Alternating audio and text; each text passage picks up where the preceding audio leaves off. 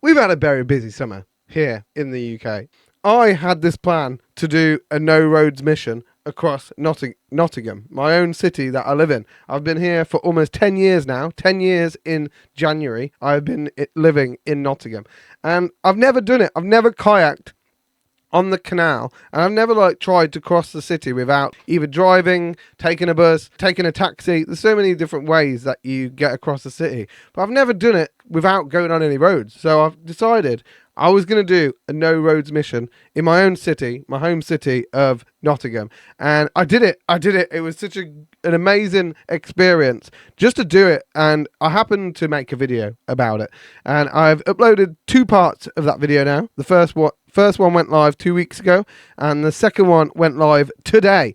And so if you haven't seen that video, I implore you to go and watch it, please. I will be doing a reaction to all 3 parts when they're all out, and then I'll talk about a little bit about the journey and things that I didn't put in the video. You know, for privacy reasons, I couldn't show everything on the canal. You know, this is people's homes at the end of the day.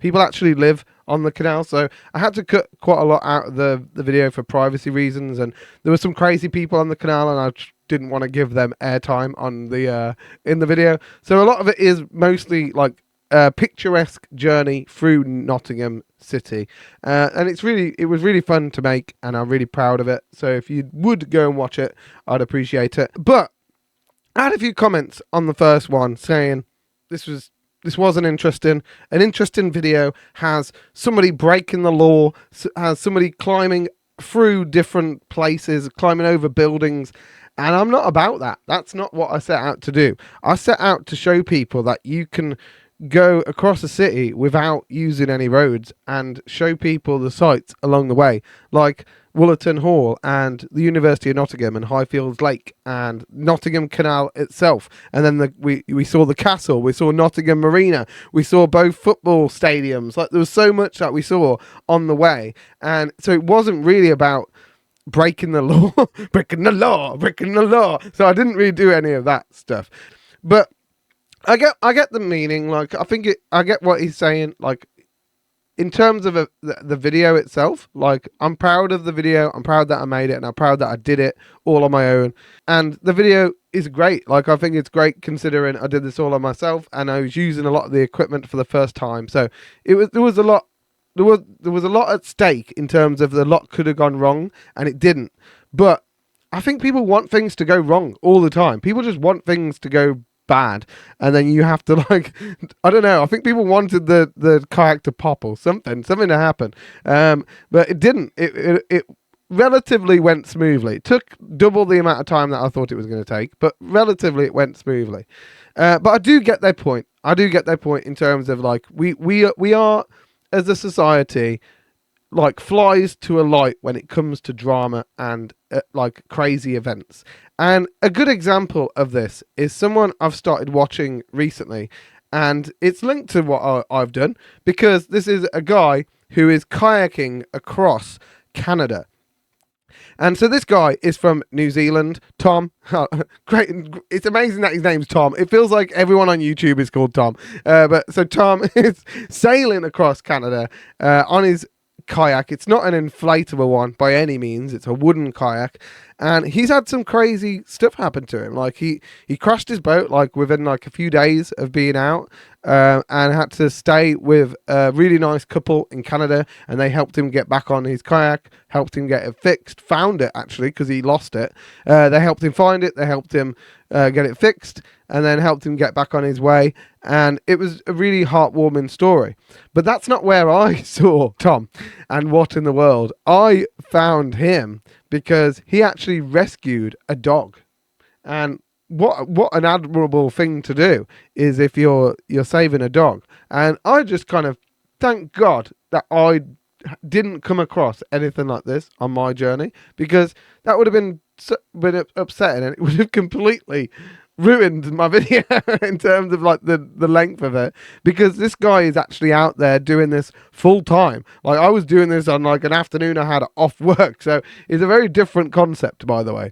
But this guy saved a dog, and it is very, very cool. So I was just going to play it for you now and show you kind of little bit of a different adventure on a kayak than my really pedestrian version across Nottingham. Puppy. Maybe he's stuck.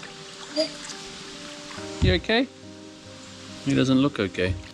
Can't see anyone, there's no tracks. Can you come? Come on. Can you move? Can you move, buddy? You've been here a long time. You in any pain?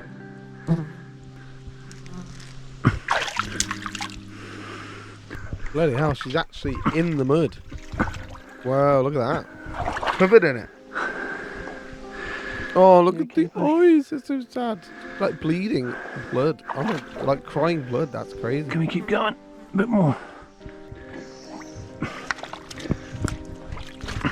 Oh, poor doggy.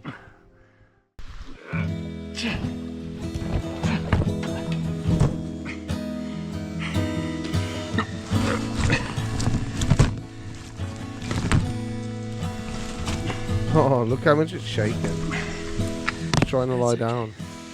Lie down. And I was clean as well. Oh my god, he's so dirty now. I guess it's worth it to save a dog. He might have been there quite a while. And my hope that he belongs to the house down here. And if he's not their dog, then I'll have to make some phone calls and see what we can do. The dog was barking while I was coming past, but it didn't know that I was there, and it was barking in such a way that it had lost its voice. So he or she's been barking for a long time and can't bark anymore. Okay, buddy, you ready? You ready to come on the dock? Come on, up. Good dog. Good dog.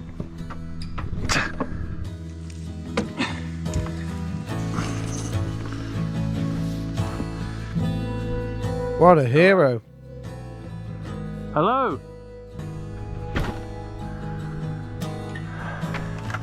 Hello, how are you? Good. Hey, I'm just canoeing. I'm canoeing across Canada. Oh yeah. And I was just canoeing Oh, past yeah. and I saw a dog that's been stuck in the mud. Oh no. Is it- Oh no. Yeah. I love the accent. Your dog? Love the accent. Yeah. It looks like he's been there a long. Looking for her for a long time. It looks like he's been there a long time. Oh, where is she? I dragged him out of the. I don't know if it's a girl. Is it a girl? I dragged her out of the mud Oh. and put her on my canoe, and I brought her here on your dock. Thanks, because I've been looking for her and I looked down there too. She's a nice dog. I was worried at the beginning. What were you doing going in there, you silly old dog? Only you're lucky he came along. I've been looking all over for you, but she wasn't barking or nothing. Well, she's been missing for a couple of days. That is crazy. This dog would not have survived if it wasn't for Tom finding her. Because there's no way this guy had like a boat to go down there and find her or something. He didn't not know to check around there. Oh, that's so crazy. That dog could have been dead right now.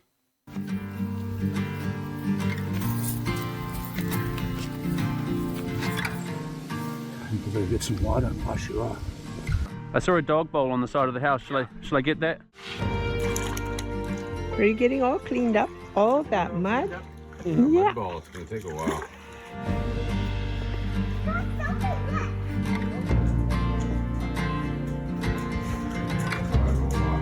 Probably not gonna like the sound of this thing.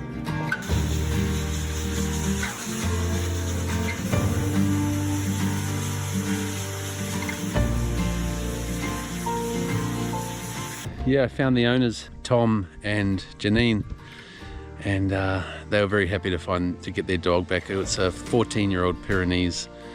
So yeah, it's been in the family for a long time. The state it was in, I feel like it wouldn't have lasted another day.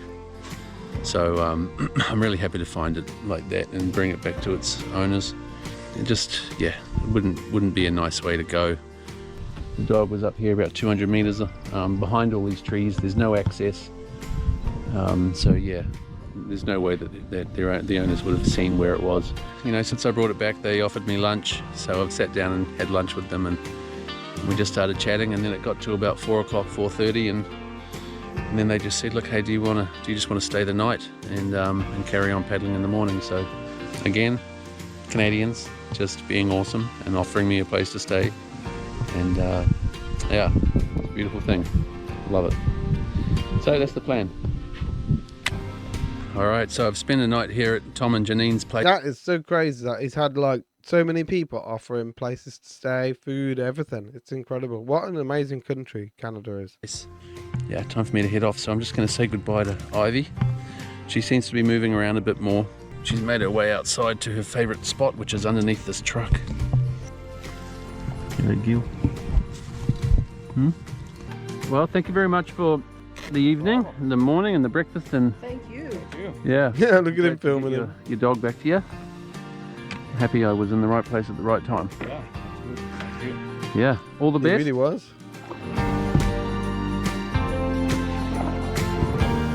Wow. Well done, Tom.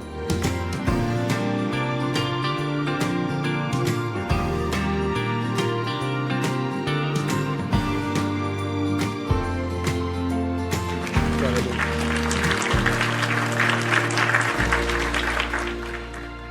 That is amazing, honestly. And so if you're interested in following Tom's journey, go to What in the World on YouTube and check him out. They're absolutely incredible. What a guy. What a guy stopping and saving this dog. Amazing. Absolutely amazing. Incredible. And it makes my journey across Nottingham look the most pedestrian you'll ever hear of. Some of the things that he gets into on this journey is mental, honestly. I'm going to probably talk about him again. So yeah. So very, very cool. Thank you, Tom, for doing the right thing there.